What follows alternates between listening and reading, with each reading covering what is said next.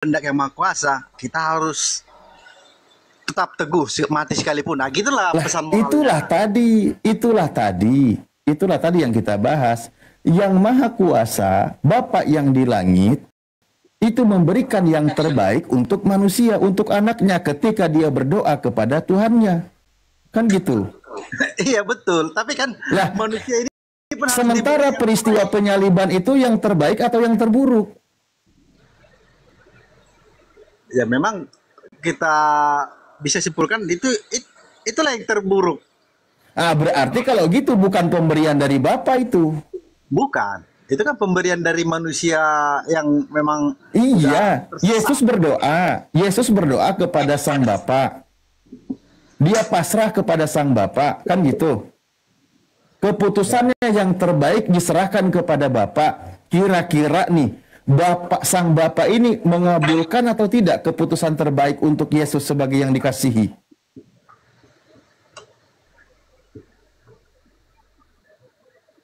Faktanya tidak dikabulkan kan? Wah, Kan Yesus berarti juga meminta. Yesus juga berarti meminta kan?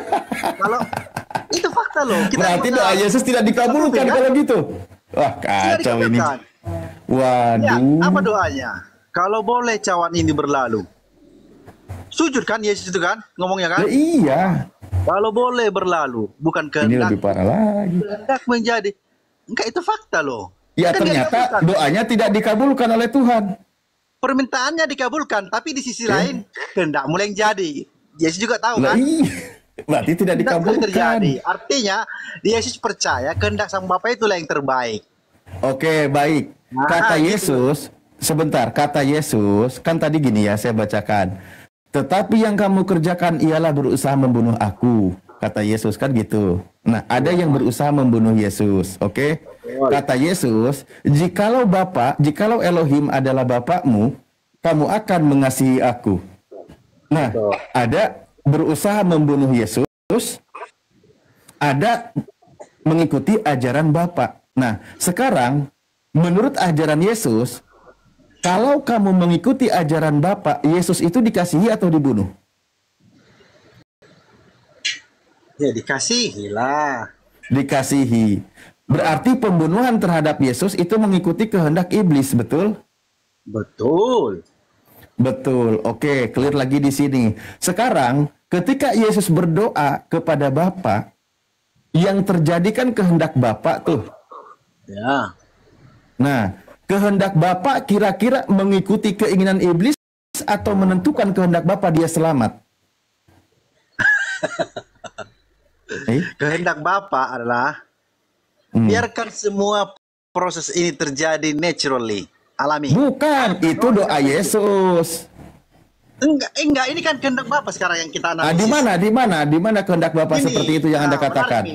menarik nih. Kan Yesus kan ada request nih. Kalau boleh penderitaan yang begini untuk menjadi Mesias ini juru selamat ini, kalau boleh gak usah lah begini-begini kali gitu kan. Gak usah lah begini-begini amat, mengerikan sekali. Akan kira-kira itulah ini permintaan Yesus. Kalau boleh, tapi bukan kehendakku.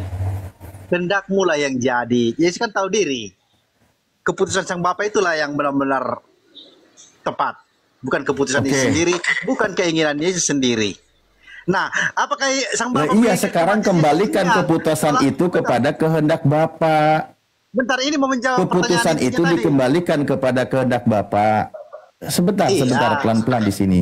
Nah, Enggak, ini sekarang mau menjawab pertanyaan ada nggak tadi. Bapa itu menghendaki Yesus itu mati secara terkutuk di kayu salib? Enggak. Tidak. Enggak.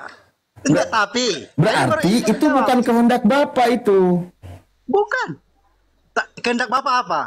Biarkan semua proses ini terjadi alami. Enggak ada intervensi politik, Oh. tanda petik ya. Enggak ada intervensi Bukan. militer. Nih kehendak Ah, Bapak itu nih, saya kira. nih aturan Biarkan dari kita Bapak lihat nih. bagaimana- Anda kira-kira setuju begini, nggak? Bang Alim. Kita Enggak, lihat dengerin dulu. bagaimana endingnya. Jangan, Ntar dulu. kalau Ini seru tidak ini, pakai menarik. ayat, saya mohon maaf, saya potong.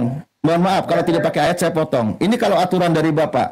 Orang fasik dipakai tebusan bagi orang benar.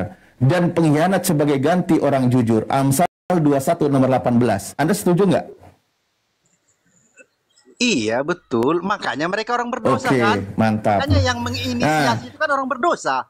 Anak-anak iblis kan. Nah, Kalau firman Tuhan itu bahwa orang fasik dipakai sebagai tebusan bagi orang benar, pengkhianat sebagai ganti orang jujur, Yesus di situ kategorinya orang benar, orang jujur, atau orang fasik? Orang jujur. Orang jujur. Kalau orang jujur sesuai dengan aturan Tuhan, maka dia diganti, bukan dihukum. Digantikanlah sama orang fasik. Iya, ini sebenarnya udah sering kali ku jawab ini ya.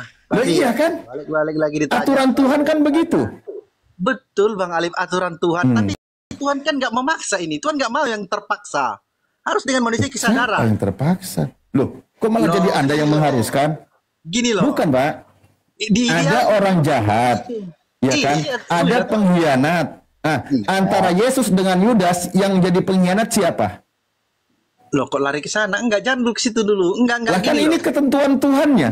Orang fasik dipakai sebagai tebusan bagi orang benar dan pengkhianat sebagai ganti dari orang jujur. Nah, antara Yesus dengan Yudas yang jadi pengkhianat siapa?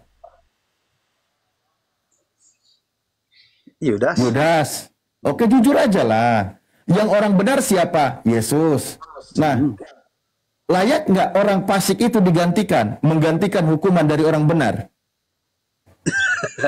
Mana ya Bang Ali ini? Bagi pemuka agama Yahudi, nggak peduli mereka itu apakah siapa mengkhianati siapa. Bukan, ini ketentuan Tuhan. Oh, ikut Tuhan. Iya, betul. Harusnya pengkhianat itu dihukum.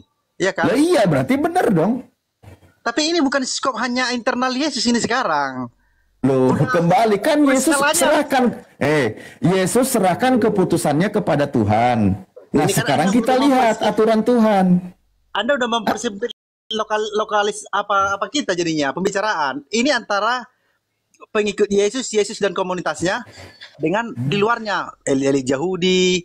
Udah di sana sekarang pembicaraan kita ini, bukan internal. Kalau internal Yudas itu pengkhianat. Tapi dari bagi di sudut pandang pemuka agama Yahudi, apa itu? Nggak ada itu urusan kami siapa pengkhianat siapa di situ.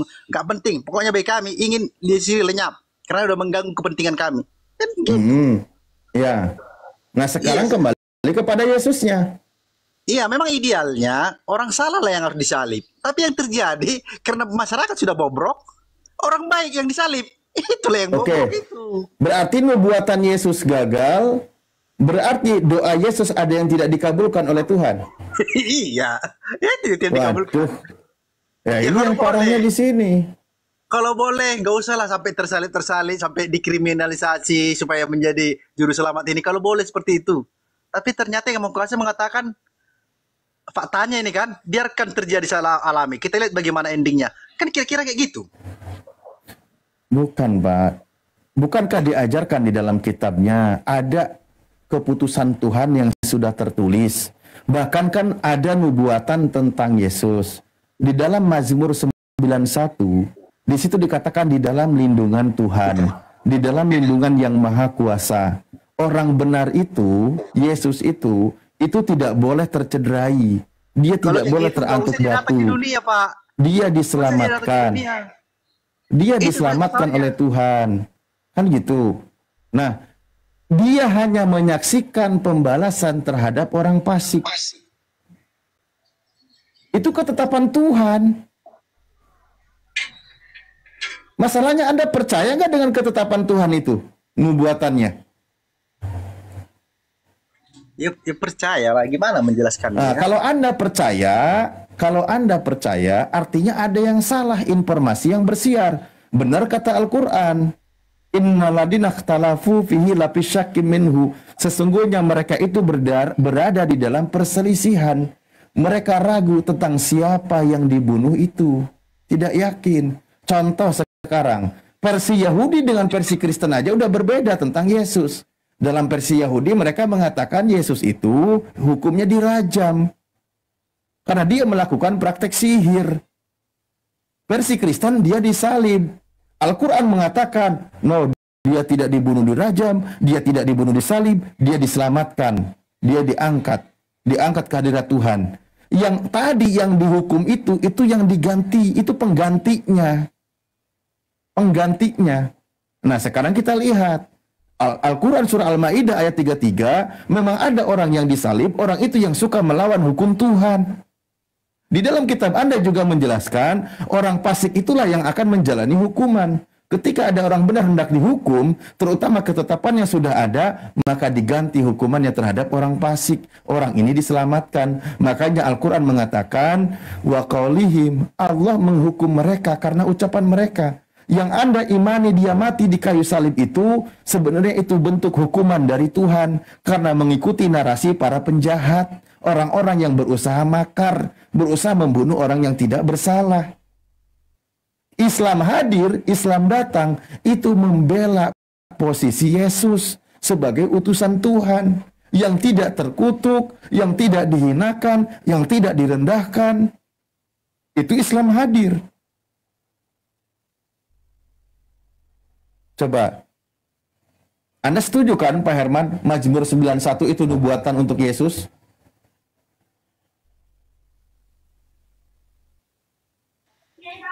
Iya, itu betul. Tapi sepertinya iya, aku bisa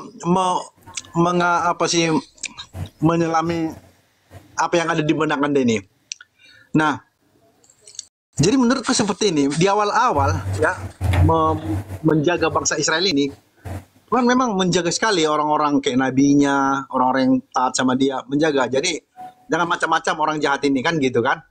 Tapi setelah hukum Taurat ini berjalan, berarti kan artinya harusnya makin lebih baik lah ini bangsa kan. Sudah ada hukum Taurat, dan diberikan banyak arahan-arahan dari Tuhan kepada mereka melalui nabi-nabi kan.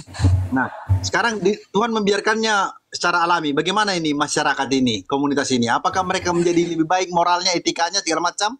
Oh, secara alami terus. Nah, kita sedang membahas yang berkaitan dengan firman, yang berkaitan dengan yang tertulis, Pak Herman. Iya iya kan, kisahnya kan ini ada ini. Bangsa ini kan dipelihara Tuhan nih, dikirim nabi, ada hukum Taurat dan segala macam peraturan tetek bengeknya itu kan. Nah, sekarang sudah sekian ribu tahun, diutuslah Mesias, ya kan, yang dari surga ini baik, sempurna, tak berdosa. Tapi kekuasaannya fasilitas militernya, karena kan lagi dia fasilitas militernya ditanggalkan dulu, di-off-kan dulu. Dia datang sebagai manusia. Kalau bahasa Alkitabnya, dia menanggalkan keilahiannya gitu kan, kealahannya kata Alkitab Elai. Nah, apa yang terjadi kemudian? Ternyata masyarakat itu bobrok juga ternyata. Semua ajaran-ajaran yang dari Tuhan yang tadinya itu hanya di mukanya saja, hanya bajunya saja, hanya luarnya saja. Ternyata dalamnya bobrok dan dibuktikan penyaliban Yesus.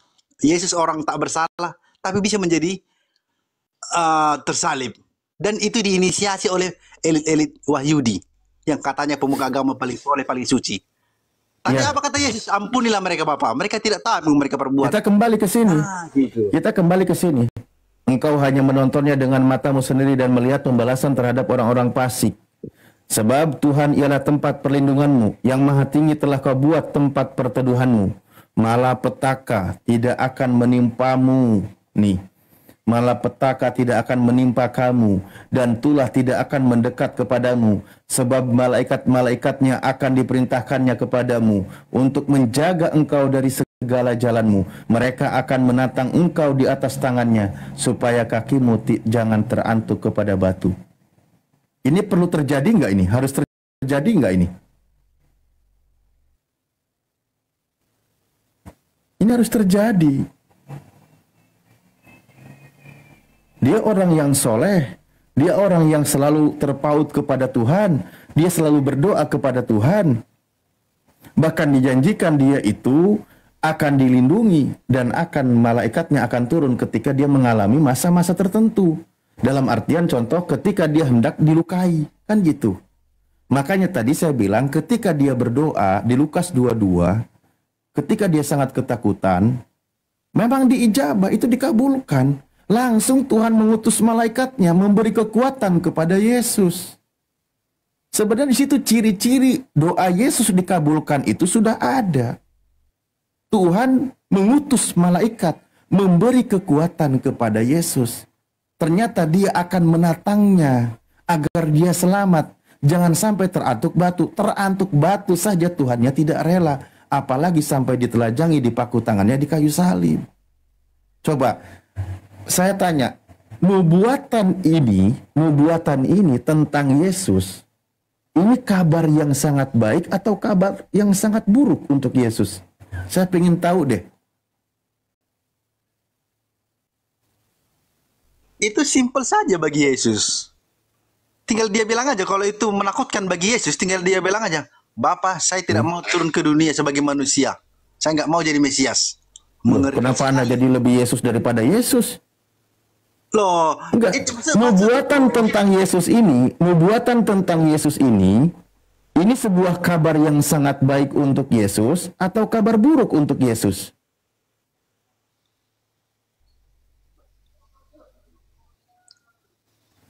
ya itu kabar, ya kabar buruk lah. Itu faktanya akan terjadi seperti itu. Astagfirullahaladzim.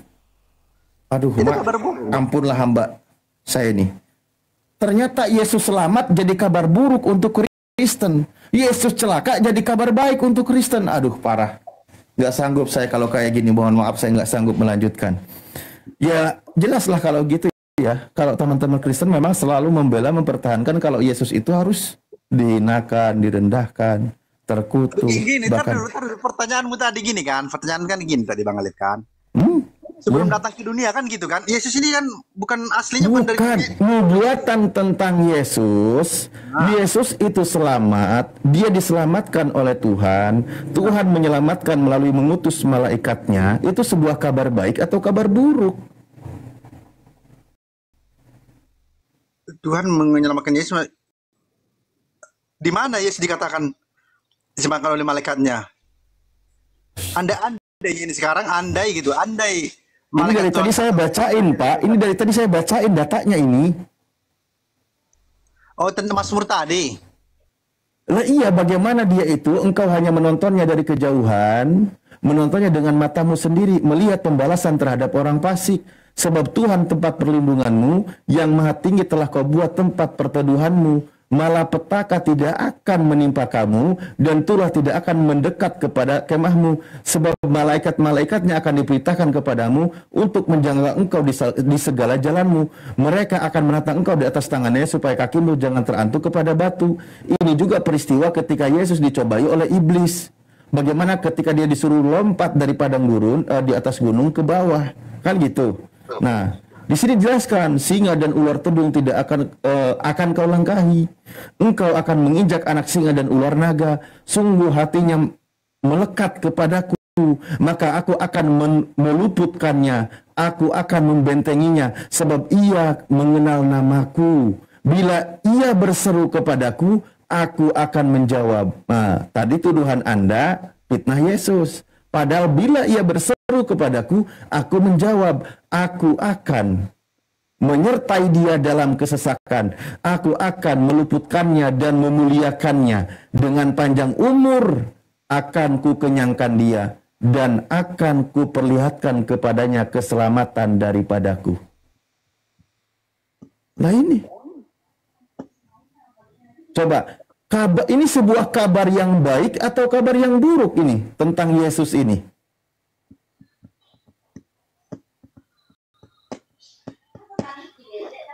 Tentang Yesus, ya kabar baik lah. Kalau tentang Yesus, kabar baik.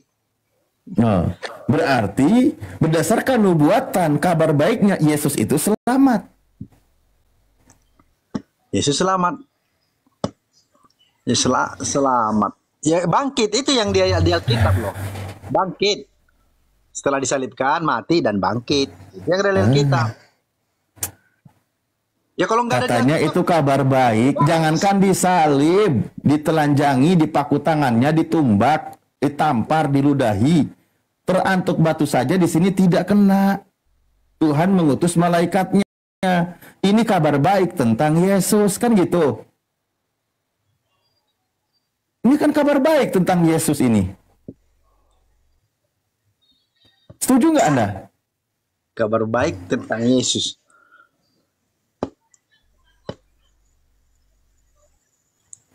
Itu kan anak-anak Tuhan itu maksudnya. Iya. Anak Tuhan. Iya. Tapi memang tugasnya membantah Yesus mulia, membantah Yesus selamat, apapun dalilnya, apapun nubuatannya, apapun yang tertulis, yang penting iman Kristen, pokoknya Yesus wajib mati terkutuk digantung pada kayu salib. Sulit saudara, memang selama menjadi Kristen, imannya wajib mengatakan Yesus terkutuk kayu salib. Nah itu, susah jadinya kan. Memang agak rumit menjelaskan itu memang. Tapi ya itulah. Halo Pak Pendeta Yesus Yunus. kan memang sebagai Sulit. manusia. Memang sulit menjelaskannya dengan argumen-argumen Gini tadi aja yang deh, Anda pelan-pelan sajikan. kalau gitu. Saya sudah baca nubuatannya. Nanti Pak Herman, sebelum diganti ke Pak Yunus. Gini Pak Herman. Nih, saya sampaikan begini ya. Ini pendekat log. Nanti mungkin habis ini Pak D juga ya mau maju. Nih saya ada yang open cam, saya izin putar dulu. Nih, gini, coba Pak Herman. Ini poinnya ya di sini ya. Tadi kan isi-isi pengajarannya, isi ayatnya sudah disampaikan. Nah sekarang begini, Yesus selamat, Yesus tidak dihina, Yesus tidak direndahkan, Yesus tidak ditelanjangi, Yesus tidak dibunuh. Saya tanya, itu kabar baik atau kabar buruk untuk Yesus?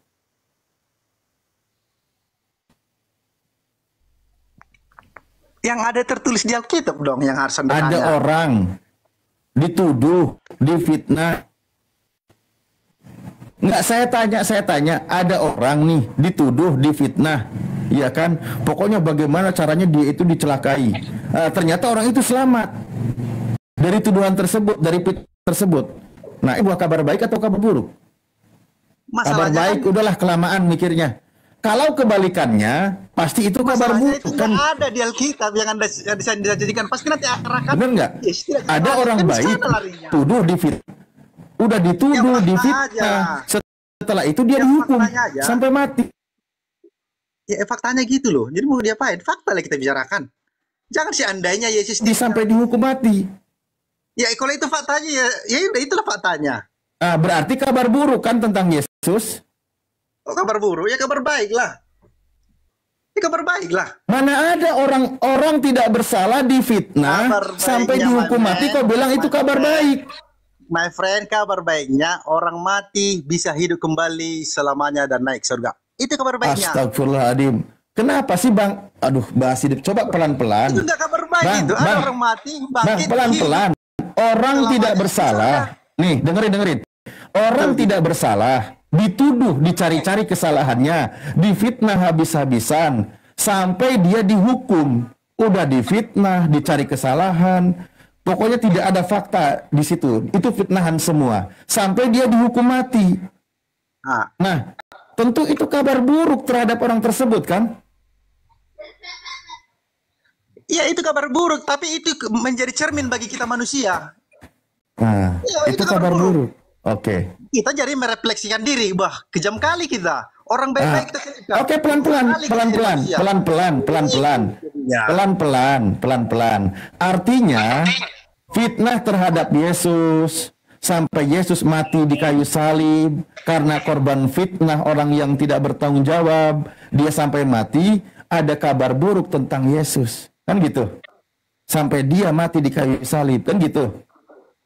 Korban dari fitnahan.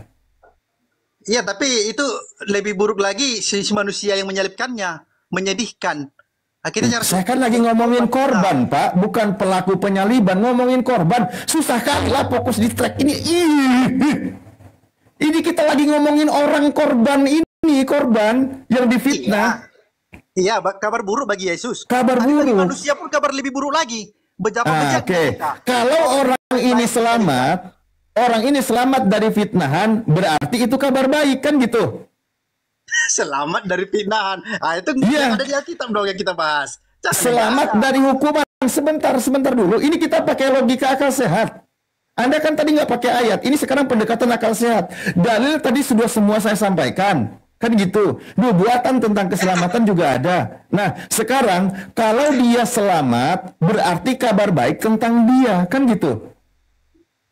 Kalau Yesus difitnah sampai mau dibunuh, dihukum mati, ternyata dia selamat dari hukuman mati tersebut, berarti kabar baik tentang Yesus, kan gitu. Bener nggak? Kabar baiknya adalah dia mati dan bangkit hidup selamanya di surga menjadi tempat baik kita. Astagfirullahaladzim, Nah, itu dia. doktrin tetap Sedangkan doktrin. sama pendeta Orang tidak bersalah difitnah, lalu dia mau dihukum mati. Nah, dia selamat dari hukuman mati tersebut, berarti kabar baik untuk orang tersebut karena memang dia tidak bersalah, kan gitu. nggak ada faktanya. Aku udah tahu lari kemana itu Bang Alif. Coba sama pendeta ini. Ya kan berarti Anda terganjal doktrin namanya. Enggak lah, enggak. Oke, Loh, lanjut. kalau tidak terganjal doktrin, Anda jawab dengan jujur. Coba tanya sama pendeta Yunus ini, biar lebih seru. Oke. Oke, Pak Pendeta Yunus, silakan. Anda sudah angkat tangan, lambaikan kamera ke tangan. Kebalik, kembalikan tangan ke kamera. Benar. Oke. Saya tanya, orang difitnah sampai mau dihukum mati. Orang itu selamat dari hukuman mati. Kabar baik atau kabar buruk? Ini logika loh. Itu kabar baik bagi manusia. Kabar baik. Iya, bagi manusia. Nah, sekarang ini pendeta ini Pak Ustadz Alif, pendeta Yunus. iya. Ruben Sekarang orang itu orang baik difitnah sehingga dia dihukum mati dan sampai dihukum mati. Itu kabar baik atau kabar buruk tentang orang tersebut? Iya. Jadi misalnya saya sudah di ruang sidang, ya. Saya itu dikasih bebas dari hukuman karena didapati saya itu ya Tidak bersalah. salah di dalam, tetapi benar memberi kebaikan, selama sidang diberi kebaikan. Tapi beda dengan Alkitab, Pak Alif. Sebentar dulu. Kita tuntaskan dulu biar tidak terbelit-belit. Saya juga tadi sudah menyampaikan tentang nubuatan. Izin, saya ingin singkat. Semoga tidak sampai 5 menit. Habis ini kita lanjut diskusi yang lain. Atau kita kembangkan pembahasan. Ada orang tidak bersalah. Kan gitu. Orang itu difitnah. Sampai dia itu mau divonis hukum mati. Nah, ternyata orang itu selamat dari hukuman mati tersebut. Berarti itu kabar baik tentang orang tersebut, kan gitu? Iya kan? Karena dia selamat dari fitnahan sampai tidak dihukum mati. Nah, kebalikannya kalau orang itu difitnah, orang benar itu difitnah, sehingga divonis hukum mati dan orang itu benar-benar dihukum mati, maka kabar buruk menimpa orang tersebut, kan gitu? Iya. Nah, sementara kita sering mendengar Injil itu adalah kabar baik tentang Yesus. Ketika dikabarkan di dalam Bible, Yesus mati, padahal dia tidak bersalah, tapi dia sampai dihukum mati, berarti kitab Anda memberitakan kabar buruk tentang Yesus. Ketika di dalam Al-Quran, dia orang benar, hendak dituduh, hendak difitnah, hendak dibunuh, dia selamat dari pembunuhan, berarti kabar baik yang disampaikan oleh Al-Quran tentang Yesus, kan gitu. Kabar baiknya siapa yang menyampaikan? Nabi Muhammad Shallallahu Alaihi Wasallam melalui ayat Al-Quran. Terima kasih. Itu aja. Kalau kita pendekatan logika, akal sehat, ya kan? Dan kita merujuk kepada nubuatan. Kabar baik tentang Yesus ternyata disampaikannya oleh Al-Quran berdasarkan nubuatan yang telah lalu. Al-Quran yang membelanya. Oke. Silakan, Pak. Ya begini Pak, kalau kita melihat dari sisi Alkitab, Alkitab katakan bahwa semua manusia itu berdosa. Upah dosa ialah maut.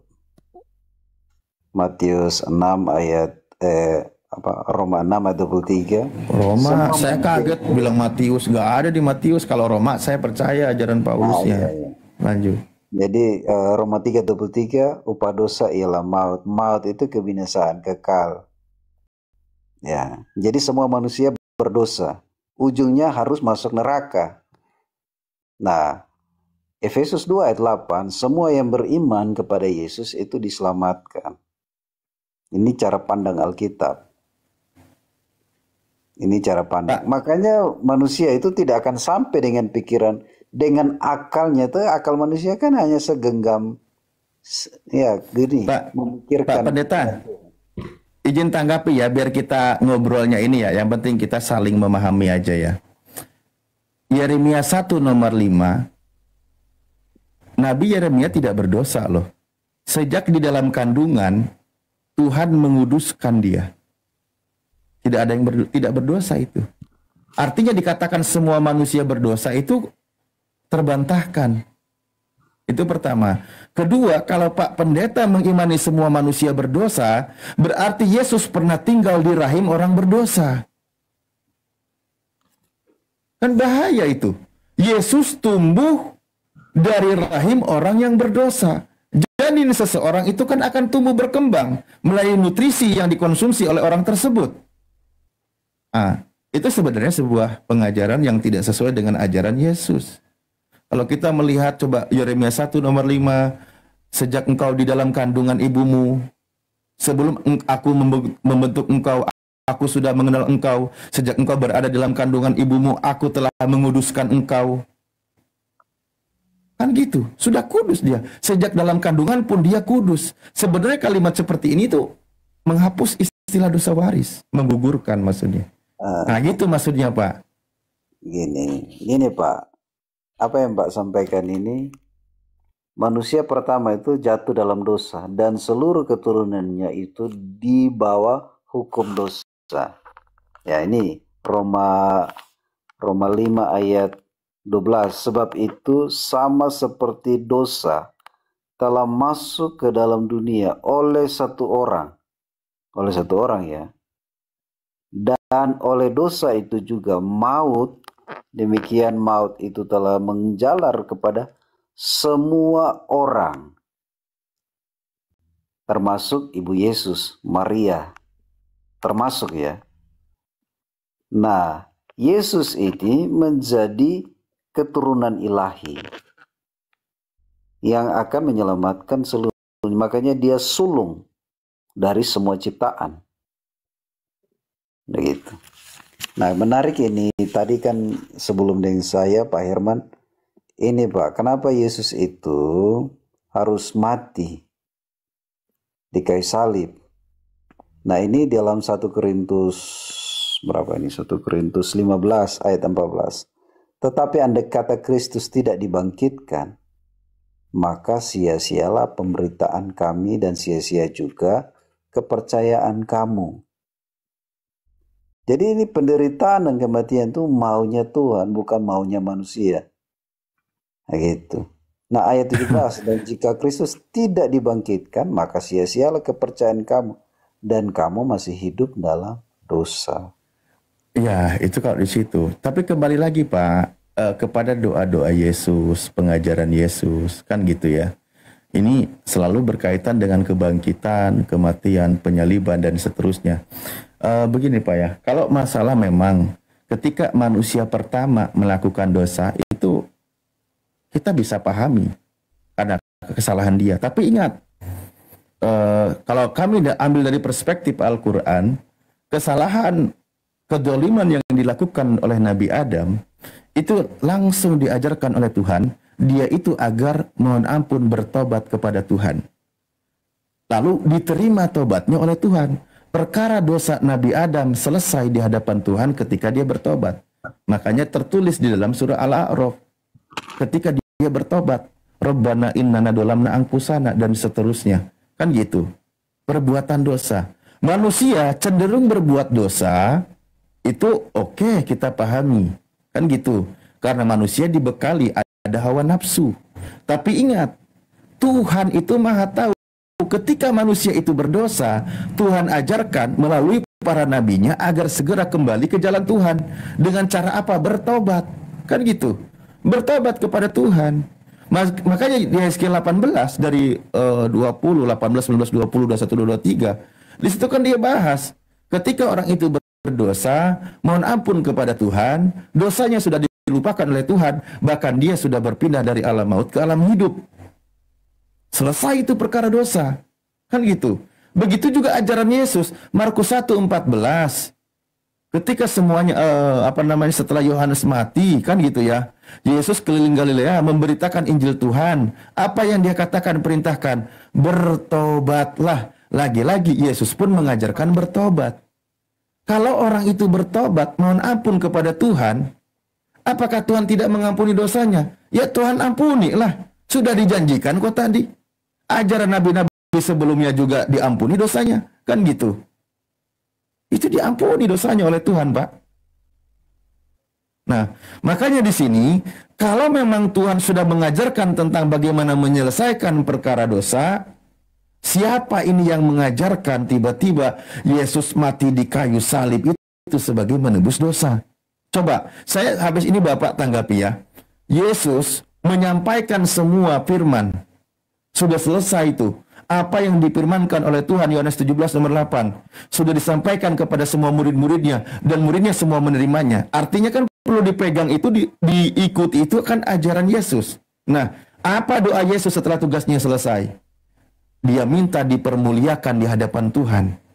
Dan dia mendoakan murid-muridnya agar mereka semua menyatu bersama dengan Yesus, bersama dengan Bapa. Yesus sebelum terangkat ke langit, dia minta dipermuliakan di hadapan Tuhan. Dia minta kemuliaan kepada Tuhan. Setelah Yesus terangkat ke langit, tiba-tiba, kenapa Paulus berani mengatakan kalau Yesus itu terkutuk, bukan mulia? Terkutuklah orang yang digantung pada kayu salib. Ini doa Yesus yang tidak dikabulkan oleh Tuhan, atau maaf, Paulus terlalu berani mengatakan kalau Yesus itu terkutuk. Karena Yesus sendiri berdoa, minta kemuliaan di hadapan Tuhan. Silakan, Pak.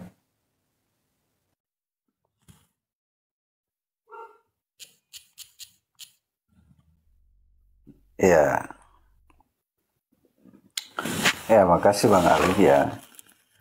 Artinya begini, di dalam firman Tuhan ini, kita ini kan belajar, kita tidak bisa mengerti kedalaman pikiran Tuhan. Ya, kita hanya bisa tahu dari sisi luarnya. Ya. Nah, tadi saya jelaskan bahwa dari maksud firman Tuhan bahwa semua berdosa, semua itu telah berdosa, makanya Tuhan itu datang. Ya, dia tahu bahwa kalau dia tidak datang, semua tidak akan selamat. Nah gitu. Makanya Yesus itu ketika dia lahir, ya dalam Matius 1, dikatakan dialah yang menyelamatkan umatnya dari dosa. Begitu. Dia yang menyelamatkan. Jadi di bawah kolong langit ini hanya dia saja yang bisa menyelamatkan umatnya dari dosa. Begitu. Makanya kita bisa sadar kalau kita ini orang berdosa, itu dikerjakan oleh Roh Kudus, Pak. Dikerjakan oleh Roh Kudus. Masuk dalam hidup kita. Pak, saya tanya deh Pak, saya tanya. Izin Bapak jawab lagi. Ketika Yesus datang menyelamatkan umatnya dari dosa, sebagaimana yang tadi saya sampaikan Markus 1, 14, 15, ketika Yesus memerintahkan murid-muridnya, para pengikutnya untuk bertobat, tentu bertobat dari segala dosa yang telah diperbuatnya. Setelah dia bertobat, mohon ampun kepada Tuhan, itu doanya dikabulkan nggak? Tobatnya diterima nggak oleh Tuhan? Iya. Ya, diterima. Tetapi kita Diterima. harus dalam Tuhan. Itu maksudnya. Nah, berarti itulah cara Yesus menyelamatkan umatnya, kan gitu? Nyuruh bertobat kan? Dari segala dosa yang telah diperbuatnya. Ketika dia bertobat mohon ampun kepada Tuhan, berarti dia selamat. Itu juga yang diajarkan oleh nabi-nabi sebelumnya. Dosanya sudah dilupakan oleh Tuhan. Dia sudah berpindah dari alam maut ke alam hidup. Kan gitu? Bener nggak? Nah kalau dosanya tidak diampuni oleh Tuhan, ngapain nyuruh bertobat? Nah, silakan Pak. Gini Pak, bagi Tuhan itu dosa itu utang. Kalau hari ini saya bertobat, dosa yang lalu-lalu itu adalah utang. Nah, jadi dosa itu ketika kita percaya kepada Yesus, menerima Yesus dalam hidup kita, dosa itu dihapuskan, utang itu dihapuskan. Begitu Pak. Jadi dalam kekristenan seperti itu. dosa itu adalah utang. Jadi hari ini kalau saya bertobat, apakah saya sudah selamat? Saya keluar dari penjara, saya tidak apakah saya sudah selamat itu? Ya belum tentu. Karena belum ada Yesus. Kalau Yesus sudah masuk dalam hidup kita, dosa itu sudah dihapuskan. Nah, di dalam kekristenan ini ada dosa waris, Pak. Mungkin di ajaran Bapak. Sebentar Pak, izin Pak. Yesus tahu nggak firman Tuhan kepada Nabi Yeskiel? Tahu nggak aturan Tuhan di dalam aturan firman Tuhan yang tertulis di dalam nabi-nabi terdahulu, baik di kitab Ulangan juga ada, atau di dalam Yeskiel, bahwa ketika orang itu berdosa, dia bertobat, mohon ampun kepada Tuhan, orang itu selamat. Yesus tahu nggak tentang ajaran Tuhan seperti ini? Ya tahu dong mestinya, kan gitu. Makanya kan dia berkata, aku datang bukan untuk meniadakan kitab Torah Musa dan kitab para nabi. Berarti dia tahu aturan itu. Aku datang bukan untuk meniadakannya, melainkan untuk menggenapinya. Itu kan yang dikatakan oleh Yesus. Ternyata kata Yesus, kalau kamu mau masuk surga, di situ kan harus lebih baik hidupnya, cara beragamanya, daripada ahli-ahli Taurat dan orang Farisi. Bukan harus disalib, bukan. Bukankah di dalam ahli-ahli Taurat sudah dijelaskan tentang aturan bertobat? Kan tadi juga sudah disampaikan, orang yang bertobat, mohon ampun kepada Tuhan, dosanya sudah dilupakan oleh Tuhan, dia itu sudah selamat, dosanya tidak diingat-ingat lagi. Kenapa jadi dibuat sia-sia aturan Tuhan ini? Silakan, Pak. Ya, jadi gini Pak. Jadi kalau makanya di Alkitab katakan bahwa dia menyelamatkan umatnya dari dosa. Artinya begini, tidak ada yang berkuasa untuk mengampuni. Makanya Alkitab katakan di bawah kolong lain, anak manusia berkuasa mengampuni dosa. Begitu. Nah, kenapa harus percaya kepada Yesus? Yang pertama, karena dia berkuasa di bumi dan di sorga. Begitu. Makanya Matius 28 ayat 19 dan 20. Segala kuasa telah berikan. Kalau dalam Filipi 2 ayat 10, dia berkuasa di bumi, di sorga, dan di bawah bumi. Nah itu Tuhan kita Pak. Ya mungkin itu kenapa dosa ini harus dihapuskan? Karena ketika kita ada dalam dunia, kita ini sudah dalam dosa. Mazmur 57 ayat 51 ayat 7. Ketika kita dalam kandungan itu kita sudah berdosa. Dalam kandungan kita sudah berdosa. Kalau Kejadian 3 ayat 15, kejatuhan manusia pertama, Tuhan bilang, aku akan menggerakkan permusuhan antara aku dan keturunan perempuan ini. Jadi keturunan perempuan yang manusia pertama itu, Tuhan sudah mengadakan permusuhan. Ada dosa. Makanya waktu manusia pertama jatuh dalam dosa itu, mereka diusir dari Taman Eden. Dari Taman Tuhan mereka diusir. Begitu Pak. Pak, sebenarnya gini ya, contoh di dalam ajaran Yesus, karena jikalau kamu mengampuni kesalahan orang, Bapakmu yang di surga juga akan mengampuni kamu juga.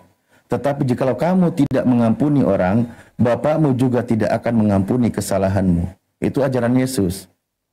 Di dalam Matius 20:23 juga dikatakan, Yohanes 20:23 ya, jika engkau mengampuni dosa seseorang, maka dosamu diampuni. Jika engkau membiarkan dosa itu tetap ada, maka dosa orang itu tetap ada. Itu ajaran Yesus loh. Sebenarnya kalau kita lihat di situ, tentang bisa mengampuni dosa, berdasarkan pengajaran orang lain pun bisa. Itu sebenarnya. Tapi kembali lagi Pak, kepada pengajaran Yesus. Ini mohon maaf ya. Kalau kita bedah lebih jauh, berdasarkan ajaran Yesus, konsep penyaliban yang selama ini digadang-gadangkan oleh Kristen sebagai penebusan dosa, pengampunan dosa, itu akan jadi nihil Pak. Akan jadi nihil. Coba saya tanya deh sama Pak Pendeta. Pak Pendeta yakin dan percaya atau tidak semua orang Kristen akan masuk surga yang percaya Yesus Tuhan? Ya, percaya. Karena Percaya. di Yohanes 14 ayat 1, percaya kepada Percayalah kepadaku. percaya dia, percaya juga Percaya pada juga kepada karena Bapa, di rumah bukan percaya Bapakku sebagai banyak Tuhan. tempat tinggal. Oke, enggak, dengerin gini Pak. Kalau Bapak Pendeta percaya semua orang Kristen masuk surga yang menuhankan Yesus, percaya Yesus mati di kayu salib, lalu kenapa di Matius 7 Yesus akan mengusir orang Kristen? Coba gimana Pak?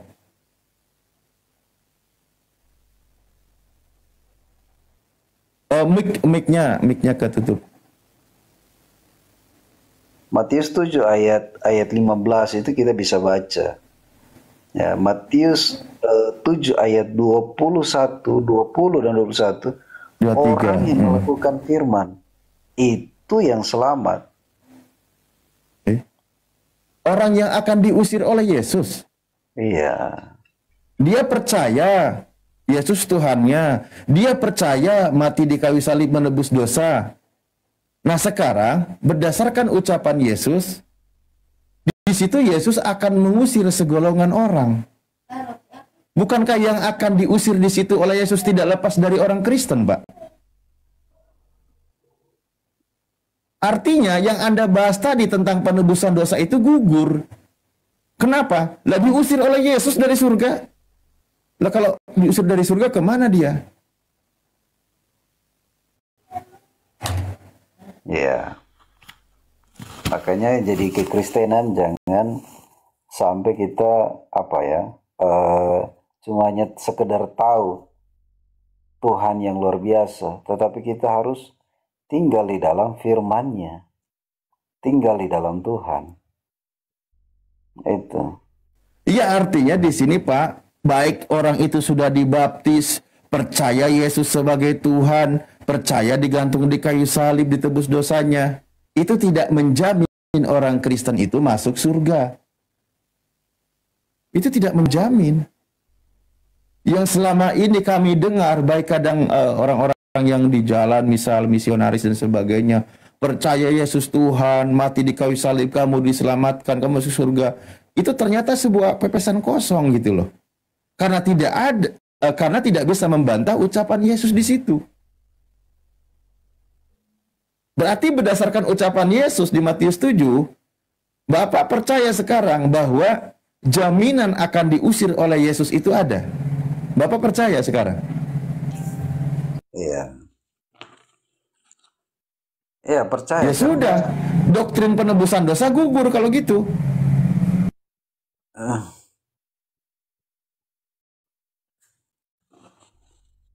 Jadi begini. Lah iya kan? Lah iya gimana sih? Yesus sendiri berkata dalam Yohanes 14 ayat 1 dan ayat 6 ini menjadi poin sangat penting Pak bagi kami. Bagi kami ya Pak ya.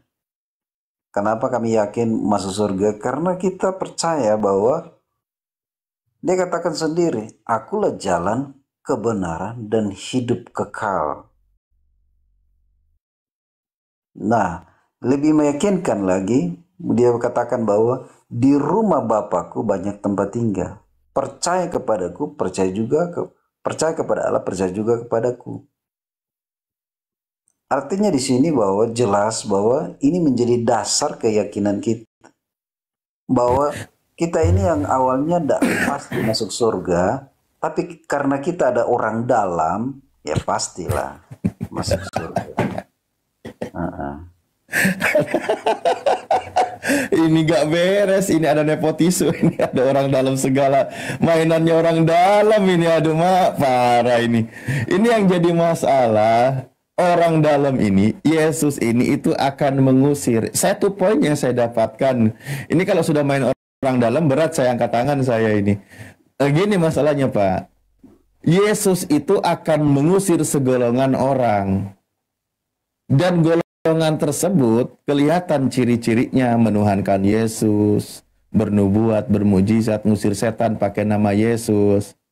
Cuman poin yang saya dapatkan di sini adalah percaya Yesus Tuhan, mati di kayu salib menebus dosa itu gugur. Kenapa saya katakan gugur? Karena justru Yesus akan mengusir segolongan orang, terindikasi di sana golongannya adalah Kristen. Itu yang sedang kita tekankan. Doktrin penebusan dosa itu gugur, saya bilang. Kalau sudah main orang dalam, udah angkat tangan saya, Pak. Ah ya, makanya susah ya. kalau udah main orang dalam ini.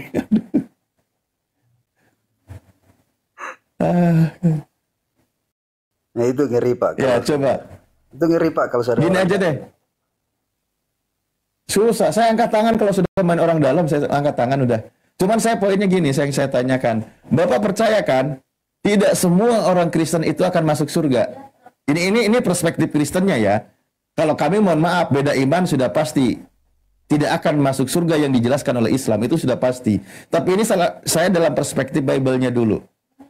Tidak menjamin menjadi seorang Kristen itu akan masuk surga. Anda setuju kan? Ya, artinya begini. Segala perbuatan mengikuti kita. Enggak, poinnya dulu, setuju nggak? Iya. Oke, saya tanggapi dulu begini ya. Oh, silakan. Begini. Silakan, Memang di silakan. sini begini Pak. Memang untuk menjadi kekristenan itu kita harus menyelipkan daging, ya. Menyelipkan daging, mengikuti Kristus tuh kita harus menyangkal diri istilahnya. Ya. Ini apalagi nih, habis orang dalam mau nyelipin daging lagi. Ngapain ya? Bahasanya kok jadi bahasa lucu-lucuan kayak gitu. Gini, mau Pak, nyelipin daging lagi. Aduh, Pak. mah. Harganya mahal Pak kalau ikut Yesus itu, harganya mahal Pak. Gitu.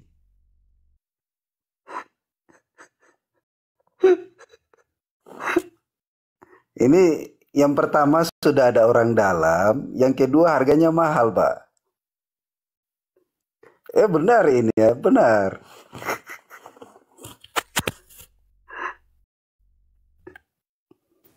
Bang Andi, oi, ini udah mana main orang dalam mau nyelipin daging, bingung saya ini. Nah ini. Padahal pertanyaan saya, jaminan itu tidak ada. Oh, iya. Ya udah, sebelum Pak Yunus lanjut, saya izin gini dulu ya. Kenapa saya penekanan lebih jauh di sini begini. Di dalam umat Islam, ajaran Islam, Rasulullah SAW bersabda. Saya sampaikan dulu ya, saya izin juga dalam perspektif Islam dulu biar tetap ada poinnya. Dia bersabda, kullu ummati yadkhulunal jannah. Setiap umatku itu akan masuk surga. Illa man aba, kecuali mereka yang nggak mau. Sehingga ditanya oleh para sahabat, man huwa aba ya Rasulullah? Siapa mereka yang nggak mau, yang nolak ya Rasulullah? Paman ata'ani fadahulal jannah, paman asoni faqad aba. Barang siapa yang mengikuti ajaranku, taat kepada apa yang diajarkannya, dia akan masuk surga. Barang siapa yang menolak, yang tidak mau mengikutiku, berarti dia yang tidak mau masuk surga.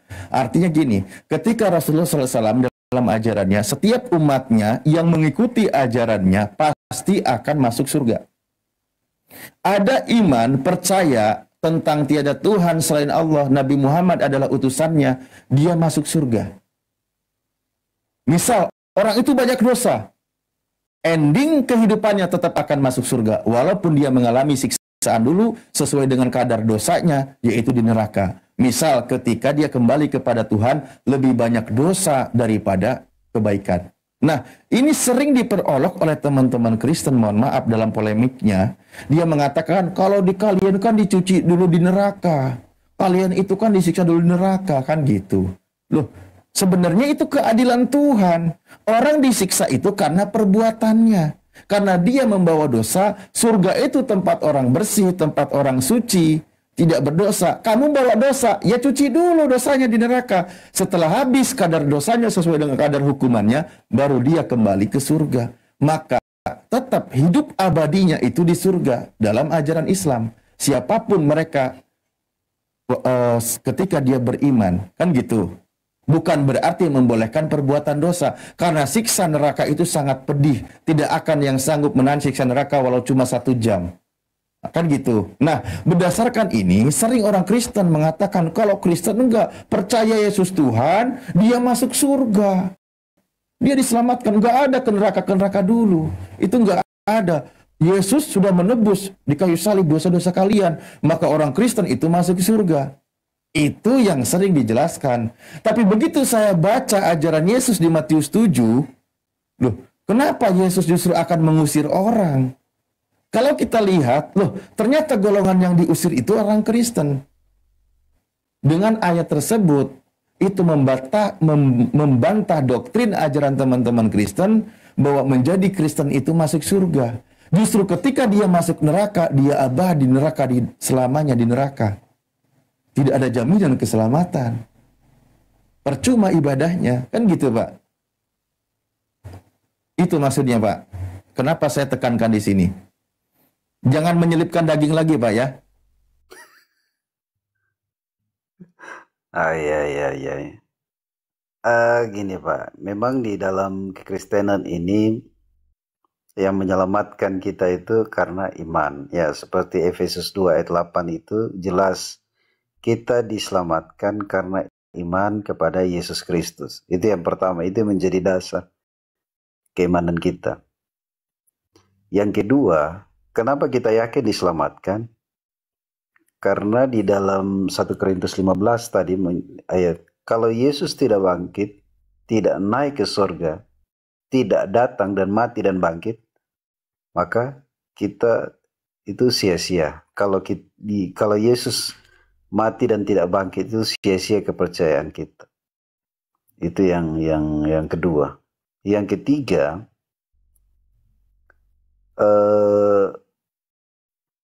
setiap orang yang percaya kepada Yesus namanya tertulis dalam kitab kehidupan.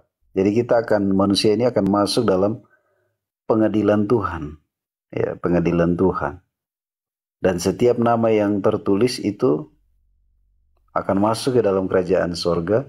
Yang tidak tertulis itu dilemparkan. Itu dicatat di dalam Wahyu 20 ayat 15. Makanya ini menjadi dasar. Ya, kita bisa kenal sorga lewat siapa? Yesus yang kita kenal. Begitu. Ya, mungkin kita iman yang berbeda, ya. Iman yang berbeda. Saya banyak teman-teman Muslim, ya. Saya sering diskusi dan saya punya teman sahabat semua. Dan saya tidak bisa memaksa mereka untuk ikut saya kalau bukan dikerjakan oleh Tuhan. Ya itu ya tugas saya itu memberitakan Injil saja. Oke, Pak. Izin tanya deh. Kalau di Kristen itu kalau sudah neraka ya neraka. Kalau surga ya surga. Kan gitu, Pak. Bener nggak? Nah, kalau benar demikian, kalau orang itu sudah masuk neraka, maka abadi dia di neraka. Kan gitu. Setuju kan? Ya, terus. Orang yang diusir oleh Yesus, ketika dia masuk neraka, abadi dia di neraka. Kan gitu. Bener nggak? Iya. Nah, dan lebih parahnya adalah yang diusir oleh Yesus tadi itu orang Kristen. Sia-sialah ibadahnya, sia-sialah baptisnya, sia-sialah imannya, kalau Yesus di kayu salib menebus dosa. Sia-sia semuanya itu. Sia-sia dia pergi ke gereja, karena tetap dia selamanya di neraka. Tidak ada peluang untuk selamat. Mohon maaf, kalau di Islam saya bilang tadi, walaupun dia berlimpah dosa, hidupnya penuh dosa, tapi dia beriman tidak menyekutukan Tuhan, misal nanti dia tetap ke neraka, endingnya kehidupan abadinya tetap ke surga. Dia di neraka itu hanya mengalami masa siksaan sesuai dengan kadar dosanya. Makanya di Al-Quran dikatakan, "Pama ya'mal misqala dzarratin khairan yarah wa may ya'mal misqala dzarratin syarra wa may ya'mal misqala dzarratin khairan yarah wa may ya'mal misqala dzarratin syarra yarah. Berbuat baik, berbuat buruk di hadapan Tuhan itu akan dipertimbangkan, akan dihisab, akan diperhitungkan, akan ditemuinya. Nah, bagaimana ketika orang itu di dalam penghakiman Tuhan, dosanya lebih banyak daripada kebaikannya, tapi dia orang beriman, maka dia disiksa dulu di neraka, tapi nanti dia abadinya di surga. Maaf kata, misal dia mengalami siksaan karena dosanya yang begitu banyak selama 1000 tahun. 1000 tahun dia disiksa di neraka. Setelah itu dia hidup di surga selama-lamanya, entah ribuan, jutaan tahun, miliaran tahun, nggak tahu. Selamanya abadi dia di surga. Setelah dia mengalami siksaan, kan gitu. Nah, ini yang paling miris kalau kita bahas terus, saya ngeri jadinya untuk menjadi Kristen. Kenapa saya katakan ngeri? Tidak ada peluang selamat ketika orang itu sudah masuk ke neraka. Nggak ada peluang selamat. Yang paling parah itu adalah Yesus akan mengusir orang-orang tersebut. Dan di situ ketahuan, berseru kepada Yesus Tuhan, bernubuat, ngusir setan, bermukjizat pakai nama Yesus. Ternyata orang Kristen, ini mohon maaf nih, orang-orang Kristen yang nanti akan diusir oleh Yesus, lalu dia masuk ke neraka, tidak akan ada peluang selamat untuk kalian. Tetap selamanya di neraka. Walaupun kau sudah dibaptis, percaya Yesus Tuhan, percaya Yesus disalib sebagai penebus dosa. Sayang sekali, tidak ada penyelamat. Gitu. Ya. Silakan Pak. Ya, makanya kita menjadi pengikut Kristus ya benar-benar ya harus sungguh-sungguh ya. Mungkin ada teman-teman Kristen juga yang mendengar ya, jangan main-main. Karena bukan orang yang memanggil Tuhan yang akan selamat, tapi orang yang melakukan firman-Nya akan selamat. Itu kan jelas Matius 7 21. Ya, ini yang saya mau tanya di Bang Alif, mungkin mewakili Islam lah. Apakah semua Islam akan masuk dulu ke api baru nanti keluar?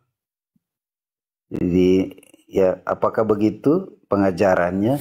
Enggak dong. Atau langsung ya seperti orang-orang langsung aja ke surga? Ya misalnya Bang Alif ini langsung ke surga atau masih singgah dulu dibakar dulu atau ya, mungkin itu minta tanggapan aja. Oke, saya jawab ya. Menurut Bang ya.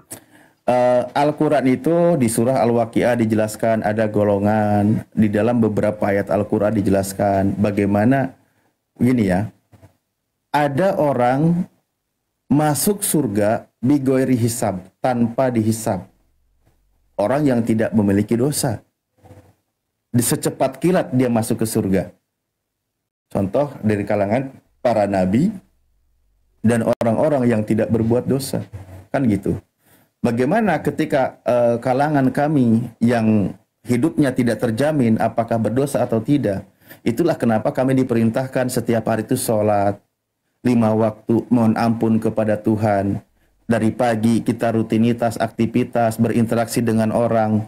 Tengah hari jam 12 kita sholat menghadap kepada Tuhan. Di situ poinnya mohon ampun kepada Tuhan. Wasta'inu bisobri wasolah, mohon ampun, selamat. Setelah itu berinteraksi lagi, sorenya sholat lagi, mohon ampun lagi kepada Tuhan sampai malam, sampai bangun tidur dan seterusnya. Ini dong. Oh, sana saya. Ya, lagi sana. Dan seterusnya ya.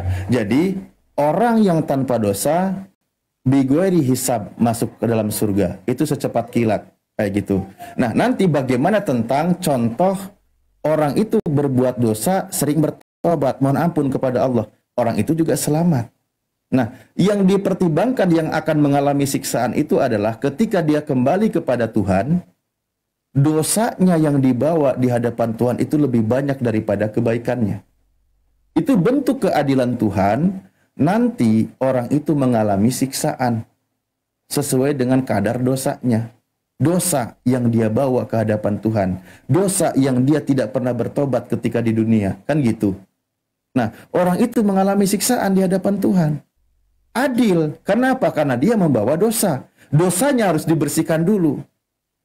Saya bilang tadi, tentu bagaimana waktu dan lamanya, kadarnya sesuai dengan dosa yang dia bawa. Itu nanti kembali kepada Tuhan yang Maha Kuasa, kan gitu. Bagaimana berapa lamanya. Setelah selesai habis dosanya, baru dia kembali ke surga, abadi dia di sana. Karena dia tidak membawa dosa. Makanya Rasulullah menyampaikan dalam penjelasan beberapa ayat, yakhruju minan nar man kana fi qalbihi misqala dzarratin minal iman. Akan dikeluarkan dari siksa neraka bagi orang yang ada di dalam hatinya sebesar biji zarah pun dari iman. Sekecil apapun ada iman di dalam hatinya, maka dia akan selamat, akan dikeluarkan dari siksa neraka setelah habis masa dosanya, kadar dosanya. Poinnya adalah sedosa-dosanya umat Islam, hidup abadinya tetap di surga. Kenapa harus ke neraka dulu? Ya karena itu konsekuensi dari berbuat dosa. Karena iman itulah nanti tidak menyekutukan Tuhan, itulah yang menyebabkan dia hidup abadi di surga. Ini yang membedakan dengan iman Kristen, saya bilang tadi. Untuk iman Kristen ternyata ketika orang itu sudah divonis masuk neraka, neraka selamanya. Walaupun dia Kristen, walaupun mengimani Yesus sebagai Tuhannya, walaupun dia percaya dosanya ditebus. Kenapa saya bilang begitu? Faktanya Yesus akan mengusir orang. Orang tersebut adalah orang Kristen. Itulah yang disebut sebagai, kalau di Islam, Ar-Rahman, Allah Maha Pengasih kepada seluruh umat manusia, walaupun dia tidak beriman di bumi ini, dan Allah itu Maha Penyayang. Maha Penyayangnya Allah akan dirasakan oleh orang-orang yang memiliki iman di dalam hatinya. Tuhan menyayangi manusia yang punya iman di dalam hatinya akan diselamatkan dari siksa neraka setelah kadar dosanya habis. Begitu, Pak. Iya. Ya, penting saya sudah dapat informasi ya. Tapi kalau bagi saya, bagi kekristenan ada orang dalam, Pak. Jadi aman aja kami, Pak. Iya, ada orang dalam yang akan diusirnya orang luar. Gimana sih? Coba, Pak. Akan Anda tadi sudah setuju kan? Orang dalam itu akan ngusir kan? Bener nggak?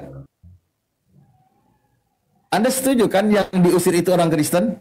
Ya, makanya ya menjadi kekristenan itu yang paling utama adalah ya mengikuti kehendak Tuhan, bukan kehendak. Ini kalau saya tekan lebih tekan lagi sedikit lagi sama Pak Pendeta pasti akan linglung, Mbak. Oh ya. Ketika Yesus mengusir orang Kristen, doktrin penebusan dosa gugur. Bener nggak? Nah, di dalam kekristenan itu jelas, Yohanes 3:6, hanya orang yang percaya kepada Yesus yang akan selamat. Karena begitu besar kasih Allah akan dunia. Iya. Loh. Sehingga ia kan Yesus akan mengusir orang. Yesus akan mengusir segolongan orang yang percaya Yesus Tuhan, bahkan sampai ada levelnya bernubuat, bermujizat, ngusir setan pakai nama Yesus. Yeah. Itu akan diusir oleh Yesus kan? Benar nggak? Benar nggak? Iya, kalau itu Pak, jadi kita begini. Memang itu nanti kita bisa bicara khusus ya, misalnya di acara pembahasan. Bukan gini. Kristus itu memang harus benar-benar menyelipkan daging ya Pak, maksudnya begitu. Ada keinginan daging. Yang nyelipin daging mulu. Iya Pak. Di dalam Galatia. Dengerin Pak. Pak, artinya gini loh Pak. Ketika Yesus akan mengusir orang-orang Kristen tersebut, doktrin penebusan dosa, percaya Yesus Tuhan, mati di kayu salib, masuk surga itu gugur, Pak. Itu kan bukan ucapan Yesus memang, tapi doktrin yang selama ini diimani oleh Kristen itu gugur. Benar nggak?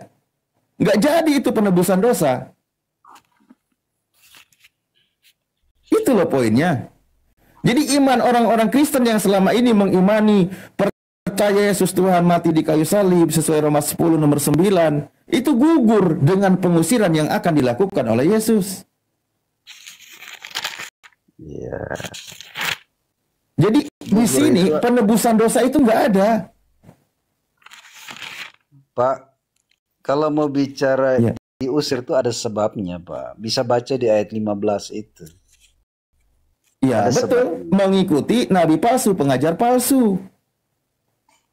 Tahu itu. Makanya itu saya ada bilang, sebabnya. terindikasi yang diusir di situ orang Kristen atau bukan orang Kristen, Pak?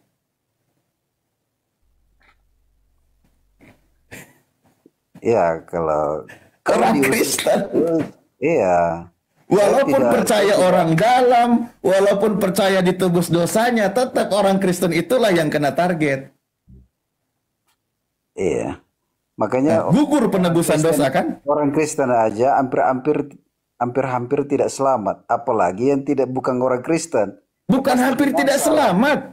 Bukan hampir tidak selamat. Terusir. Atau diusir. Yang namanya diusir udah pasti nggak selamat dong. Enyahlah daripadaku, aku tidak mengenal kalian, kalian semua pembuat kejahatan.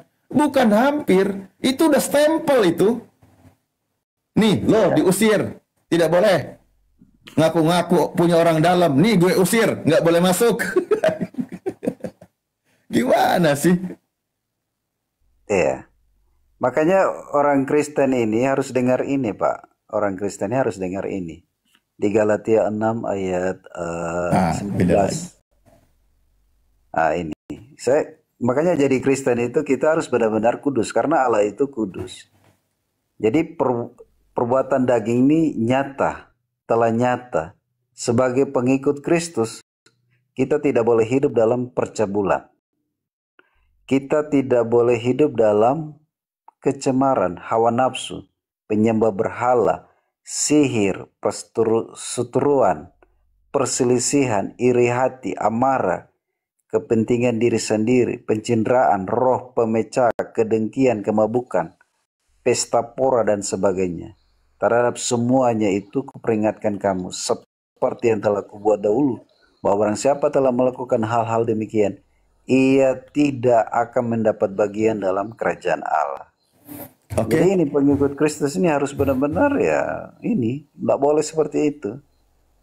Kalau begitu Pak, kalau ada orang Kristen berbuat dosa, tetap akan masuk neraka ya?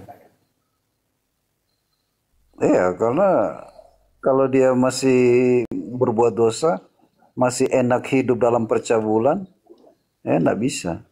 Iya, berarti nggak ditebus dosanya. Bukan nggak tebus, Nah, tapi dia tidak boleh tinggal di dalam dosa. Tuhan ya sudah kalau mati dia tinggal di dalam dosa, dosanya ditebus nggak? Tuhan sudah mati di kayu salib untuk menebus tugas Tuhan. Jadi Menebus kita dosa. tidak boleh tinggal di dalam dosa, karena dosa itu sifatnya mengikat. Nah, kalau ada yang berbuat dosa itu gimana? Bagaimana, Pak? Kalau ada yang berbuat dosa itu gimana? Ya, dia harus mengaku terima Yesus sebagai Tuhan di dalam hidupnya. Dan dia mengampuni dan dia menjamin keselamatan. Enggak, kalau ada yang berbuat dosa, dosanya ditebus nggak sama Yesus? Ya, dosanya tebus dengan mengaku dosanya. Tuhan itu Bertobat berarti? Iya, dia Ya bertobat. ujung-ujungnya ajaran tobat juga Pak. Ajaran tobat itu kan ajaran Islam Pak, bukan ajaran penebusan dosa. Nah, tetap kita ada orang dalam, Pak. Jadi Kok main orang dalam mulu? Ujung-ujungnya tetap juga perintah tobat. Artinya penyaliban yang mati digantung di kayu salib nggak ada fungsi lagi itu. Kan saya bilang benarlah tadi ajaran Yesus dan ajaran para nabi terdahulu yang mengajarkan tentang pertobatan agar orang itu selamat. Kan gitu. Ujung-ujungnya nggak ditebus juga. Nah, sia-sia jadinya penyaliban itu. Toh buktinya ketika berdosa, suruh bertobat juga. Kalau konsep pertobatan itu ajaran Islam dan ajaran para nabi memang. Nah kalau ajaran Kristen kan penebusan dosa. Yesus mati di kayu salib. Mestinya nggak perlu ngajarin suruh bertobat lagi dong, kan udah ditebus dosanya. Ya begini Pak, tetap harus bertobat. Dari bertobat itu mengerjakan iman. Dari iman itu mengajarkan keselamatan. Udah gitu. Oke, Nah makanya sekarang poinnya begini Pak, kalau begitu, sebelum ada penyaliban Yesus, sebelum Yesus disalib, ajaran Nabi terdahulu, orang berbuat dosa, lalu dia bertobat, orang itu selamat atau tidak, berdasarkan ajaran para Nabi? kalau Pak pengajaran para nabi ya orang yang bertobat baru mereka datang mempersembahkan korban di bait Allah, ya, membawa korban penebusan salah, mereka akan diselamatkan. Nah, ujung-ujungnya selamat juga tanpa ada penyaliban Yesus. Orang terdahulu, misalnya yang tadi saya sampaikan Yesaya 18, orang berbuat dosa, melakukan ketetapan Tuhan, dia bertobat mohon ampun kepada Tuhan, dosanya diampuni oleh Tuhan, sudah dilupakan oleh Tuhan, sudah berpindah dari alam maut ke alam hidup. Ternyata ajaran Nabi terdahulu, tanpa ada penyaliban Yesus, Tuhan sudah mengajarkan cara hidup yang abadi agar selamat. Agar selamat di kehidupan yang abadi. Kan gitu. Sebelum ada penyaliban Yesus. Sekarang setelah ada penyaliban Yesus, orang yang berdosa tetap diperintahkan juga untuk bertobat. Jadi fungsi Yesus disalib ini apa? Ini Ujung-ujungnya nggak ada guna juga. ini rahasianya Pak ya. 1 Korintus. Rahasianya. Orang dalam, Mbak, susah. Orang dalam lagi. Ini rahasianya. Rahasia orang dalam ini. Ujung-ujungnya sama. Sama. Ini rahasia orang dalam, makanya ini sebenarnya orang dalam saja yang tahu ini. Jadi begini, di dalam 1 Korintus 11 ayat 24. Ayat 24. Ayat 23. Sebab apa yang telah aku teruskan kepadamu telah aku terima dari Tuhan, yaitu bahwa Tuhan Yesus pada waktu malam diserahkan, ia mengambil roti. Roti ini bicara lambang tubuhnya. Dan sesudah ia mengucap syukur atasnya, mengucap-ucap dan berkata, inilah tubuhku yang diserahkan bagi kamu. Perbuatlah ini menjadi peringatan akan aku.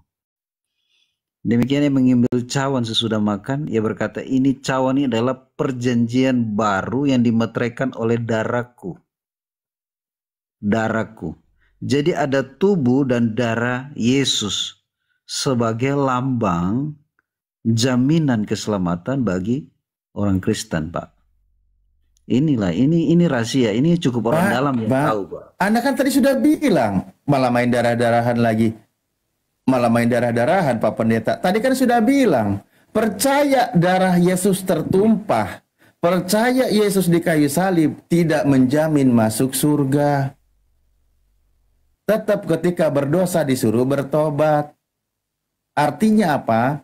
Penyaliban terhadap Yesus gugur juga konsep itu. Sekarang tanpa ada penyaliban Yesus, Tuhan sudah menyelamatkan manusia. Bagaimana caranya? Nyuruh bertobat juga. Kan gitu. Mau Bapak main darah-darahan, mau main tubuh-tubuhan, mau main kejepit-kejepitan, tetap aja terusir. Tetap aja ketika berdosa suruh bertobat. Saya bilang, ajaran bertobat itu ajaran para nabi. Nabi-nabi terdahulu, bahkan di Al-Quran sudah dicontohkan oleh manusia pertama, Nabi Adam alaihissalam. Bahkan di dalam kitab Ulangan, di dalam kitab Yeskiel, dan kitab-kitab yang lain sudah diajarkan, termasuk di dalam Al-Quran, ajaran tentang bertobat.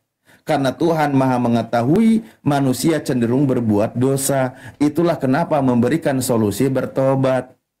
Nah, ternyata doktrin iman Kristen, saya bilang sekali lagi, tentang penebusan dosa mati Yesus di kayu salib itu gugur ketika dibahas dalam ranah diskusi. Karena ujung-ujungnya harus bertobat.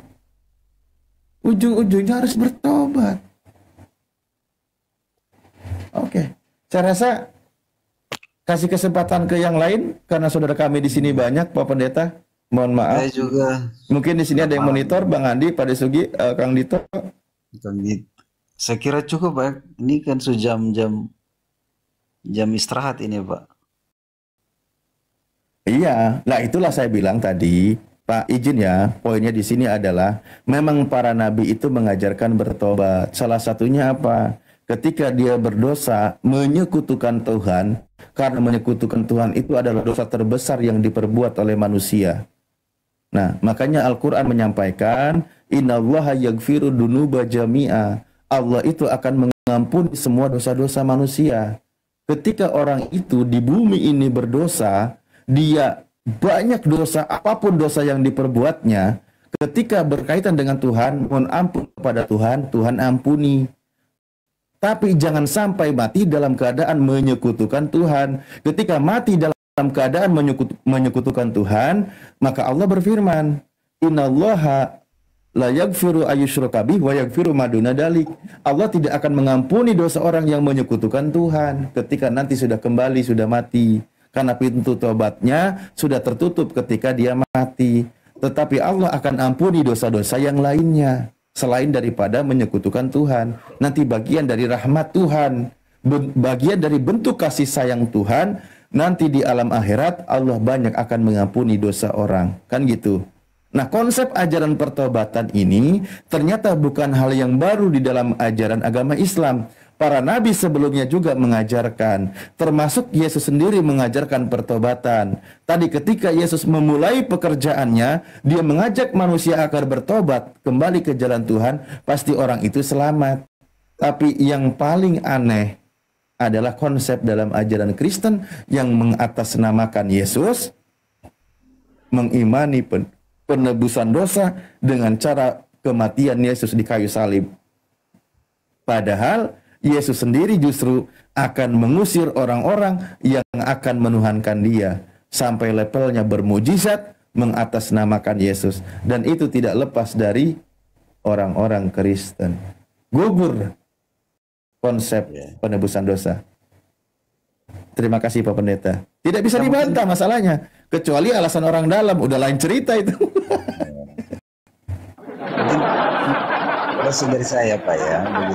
Lesson dari saya, menjadi kekristenan itu bukan berarti, pertobatan itu bukan jaminan keselamatan. Dalam kekristenan perbuatan baik itu tidak menyelamatkan. Bertobat berhenti dari mabuk, pencurian, pembunuhan, itu bukan jaminan keselamatan di dalam kekristenan. Tapi jaminan keselamatannya dalam Kristen adalah kita percaya kepada Yesus sebagai Tuhan dan Juru Selamat, karena dialah yang menyelamatkan kita. Itu dari saya Pak, itu dalam kekristenan Pak. Terima kasih buat Bang Alif, mungkin kita akan diskusi lagi. Terima kasih buat Bang Arif, Bang Dito, terima kasih semua. Susah kalau punya orang dalam, boy. Ya, itulah kalau hasil orang dalam. Aduh, ya Allah, Gusti. Allahu Akbar. Ya, makasih banyak Pak Alif, makasih ya.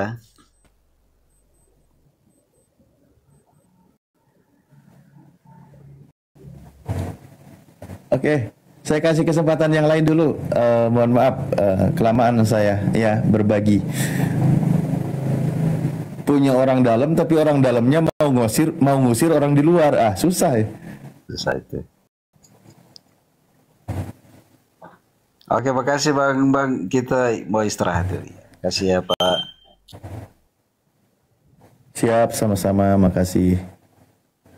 Aduh, ya Allah. Susah guys, punya orang dalam. Mau bilang apa kita? Tapi itu doktrin ya. Ya sebenarnya lagi ngelucu.